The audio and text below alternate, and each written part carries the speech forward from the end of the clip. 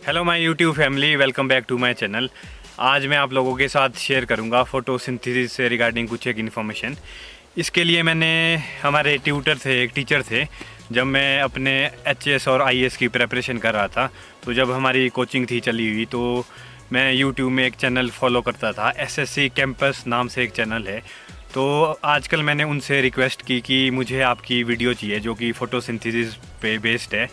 तो रिक्वेस्ट करने के बाद उन्होंने मुझे अपनी वीडियो अपलोड करने के लिए मेरे चैनल के लिए परमिशन दे दी है, तो उनका थैंक्स करना चाहूँगा। अगर आप में से कोई जितना भी ये वीडियो देख रहे हैं, अगर किसी को कोई जानकारी चाहिए, अगर एसएससी एग्ज़ाम से रिगार्डिंग, कोई आईएएस एग्ज़ाम से रिगार्डिंग या एचएस एग्ज़ाम से रिगार्डिंग, तो नीचे डिस्क्रिप्शन में मैंने उनके चैनल का लिंक दे दिया हुआ है। आप वो लिंक को ओपन कीजिए और उनका चैनल सब्सक्राइब कीजिए। इस वीडियो को अपलोड करने का मेरा ये मोटिव है कि आप लोगों, जितने हमारे किसान भाई इस वीडियो को देख रहे हैं, उनको एक डीप इन्फॉर्मेशन हो जाएगी कि जो फोटोसिंथेसिस प्रोसेस है वो एक्चुअल में है क्या है। तो इसमें आप आगे वीडियो इसलिए पूरी देखिए लास्ट तक। दोस्तों यहाँ सबसे पहले हम बात कर रहे हैं फोटोसिंथेसिस की, मतलब प्रकाश संश्लेषण की। जैसे कि हम जानते हैं कि जो हमारे प्लांट्स होते हैं उसमें ऑलरेडी जो वाटर होता है वो प्रेजेंट होता है। तो पौधे में जल, प्रकाश, क्लोरोफिल तथा कार्बन डाइऑक्साइड की उपस्थिति में कार्बोहाइड्रेट के निर्माण को प्रकाश संश्लेषण या फोटोसिंथेसिस हम बोलते हैं, ठीक है ना। तो यहाँ पे फोटोसिंथेसिस के लिए क्या क्या इंपॉर्टेंट है, तो देखिए यहाँ फोटोसिंथेसिस के लिए कार्बन डाइऑक्साइड, पानी, क्लोरोफिल और सूर्य का प्रकाश, ये चार चीज़ें बहुत ही इंपॉर्टेंट है, ठीक है। अब हम बात करते हैं कि इसका जो केमिकल रिएक्शन होता है, इसका फॉर्मेशन होता है वो कैसे होता है, ठीक है। तो देखिए जब सन एनर्जी और क्लोरोफिल के प्रेजेंस में जब कार्बन डाइऑक्साइड और वाटर जब कंबाइन होता है तो वो ग्लूकोज का निर्माण करता है, तथा जो जल होता है और जो ऑक्सीजन होता है उसको क्या करता है, रिलीज करता है, ठीक है। ये समझ में आया? मतलब क्या होता है, जब सन और क्लोरोफिल के प्रेजेंस में जब कार्बन डाइऑक्साइड और जल होता है जो कंबाइन होता है तो ग्लूकोज का निर्माण करता है, और जल तथा ऑक्सीजन को क्या करता है, रिलीज करता है, ठीक है। अब हम बात करते हैं कि ये जो कार्बन डाइऑक्साइड है या फिर जो वाटर है वो कहाँ से मिलता है प्लांट्स को, ठीक है ना। तो देखिए जो हमारे स्थलीय पौधे होते हैं जिसे हम टेरेस्ट्रियल प्लांट्स बोलते हैं, वो वायुमंडल से कार्बन डाइऑक्साइड लेते हैं। जो हमारे धरातल जिसको हम बोलते हैं पृथ्वी के ऊपर जो हमारे पौधे होते हैं, दैट मीन्स कि जो हमारे टेरेस्ट्रियल प्लांट्स होते हैं वो वायुमंडल से कार्बन डाइऑक्साइड लेते हैं, जबकि जो हमारे जलीय पौधे होते हैं, जो पानी में जो पौधे होते हैं, वो क्या करते हैं, जल में घुली हुई कार्बन डाइऑक्साइड को लेते हैं, ठीक है। अब हम बात करते हैं कि जो हमारा जल होता है उसमें वो कहाँ से लेते हैं, ठीक है ना।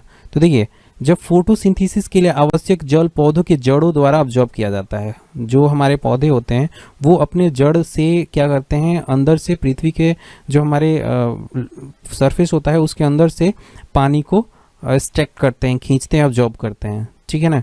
एवं जो हमारे फोटोसिंथेसिस के दौरान निकलने वाला ऑक्सीजन इसी के डिकम्पोजिशन से प्राप्त होता है। क्लियर है?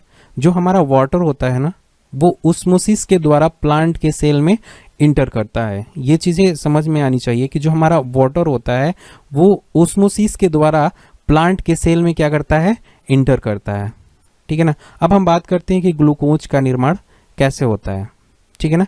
जब प्रकाश संश्लेषण की क्रिया होती है, मतलब जब फोटोसिंथेसिस की क्रिया होती है, तो ऑक्सीडेशन तथा रिडक्शन अभिक्रियाएं इसमें होती हैं। तो इसमें जल का जो ऑक्सीडेशन होता है वो ऑक्सीजन के बनने में, तथा कार्बन डाइऑक्साइड का जो रिडक्शन होता है वो ग्लूकोज के निर्माण में होता है। क्लियर है? मतलब जो इसमें जल का जो ऑक्सीडेशन ऑक्सीजन के निर्माण में तथा कार्बन डाइऑक्साइड का रिडक्शन ग्लूकोज के निर्माण में होता है। ये क्लियर है? अब यहाँ पे हम बात करते हैं कि क्लोरोफिल क्या होता है, ठीक है। तो देखिए क्लोरोफिल क्या होता है, सबसे पहले हम ये समझते हैं। जो हमारा क्लोरोफिल एक प्रोटीन युक्त कॉम्प्लेक्स कंपाउंड है। क्लोरोफिल के कारण ही पत्तों का जो कलर होता है वो कैसा होता है, ग्रीन होता है। इसे फोटोसिंथेसिस पिगमेंट भी कहते हैं। क्या बोलते हैं? फोटोसिंथेसिस पिगमेंट भी बोलते हैं। जो हमारा क्लोरोफिल होता है उसमें कार्बन, हाइड्रोजन, ऑक्सीजन, नाइट्रोजन तथा मैग्नीशियम के तत्व से मिलकर ये बना होता है, ठीक है ना। देखिए क्लोरोफिल जो होता है ना, क्लोरोफिल दो टाइप्स के होता है, एक होता है क्लोरोफिल ए तथा क्लोरोफिल बी, ठीक है ना। यह ऑटोट्रॉफिक हरे पौधे में पाया जाता है, मतलब ये जो सभी जितने भी हमारे ऑटोट्रॉफिक पौधे हैं ना उस सब में ये पाया जाता है। ये क्लियर है। जैसे कि आप देख सकते हैं इसका केमिकल फॉर्मूला, ठीक है ना। अब हम बात करते हैं कि जो हमारे प्लांट्स होते हैं वो कैसे, जो प्लांट के सेल होते हैं वो कैसे वर्क करते हैं, उसको हम एक एनिमेशन के थ्रू यहाँ समझते हैं। तो देखिए जैसे कि ये हमारा एक लीफ है प्लांट का, ये क्या है हमारा लीफ है।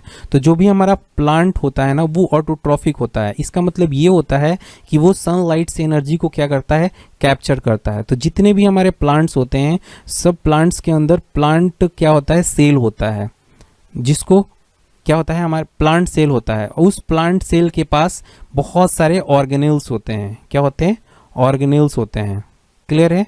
जिसे हम क्या बोलते हैं, क्लोरोप्लास्ट, जिसे हम क्या बोलते हैं, क्लोरोप्लास्ट बोलते हैं। तो जो हमारा क्लोरोप्लास्ट में फोटोसिंथेसिस होता है यह ग्रीन होता है क्योंकि इसमें ग्रीन पिगमेंट होता है, जिसे क्लोरोफिल हम क्या बोलते हैं, क्लोरोफिल बोलते हैं। जैसे आप देख पा रहे होंगे क्लोरोफिल का स्ट्रक्चर कैसे होता है।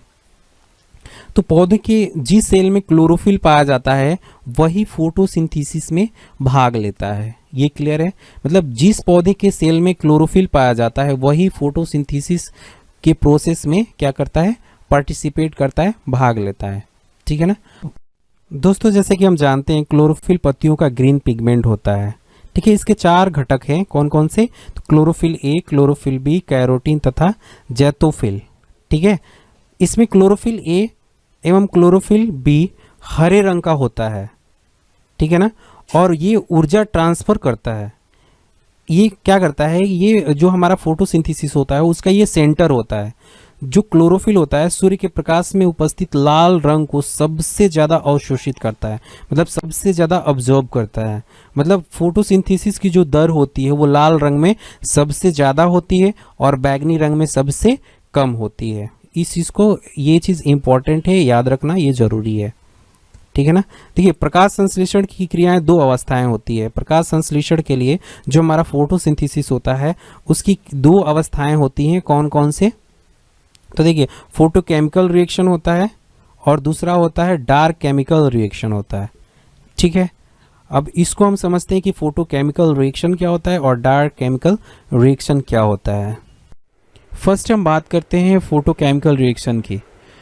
यह रिएक्शन जो होता है क्लोरोफिल के ग्रेना भाग में संपन्न होता है। अब हम बात करते हैं कि ग्रेना क्या होता है। तो देखिए जो क्लोरोफिल होता है ना, क्लोरोफिल का जो स्ट्रक्चर होता है वो प्लेट लाइक स्ट्रक्चर होता है।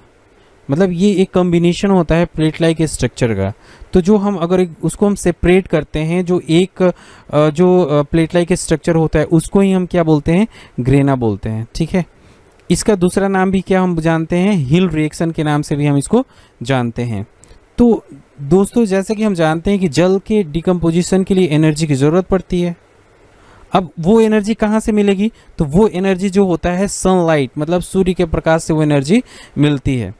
इस प्रोसेस के अंत में जो एनर्जी के रूप में जो हमें मिलता है उसको हम एटीपी बोलते हैं। क्या बोलते हैं, एटीपी, जो रासायनिक प्रकाशहीन प्रक्रिया को कंट्रोल करने में मदद करता है। किसको, डार्क केमिकल रिएक्शन को कंट्रोल करने में हेल्प करता है, ठीक है ना। हम सेकंड बात करते हैं डार्क केमिकल रिएक्शन की। तो यह रिएक्शन जो होता है क्लोरोफिल के स्ट्रोमा में होता है ना। इस रिएक्शन में कार्बन डाइऑक्साइड का रिडक्शन होकर स्टार्च व शर्करा बनता है। क्लियर है।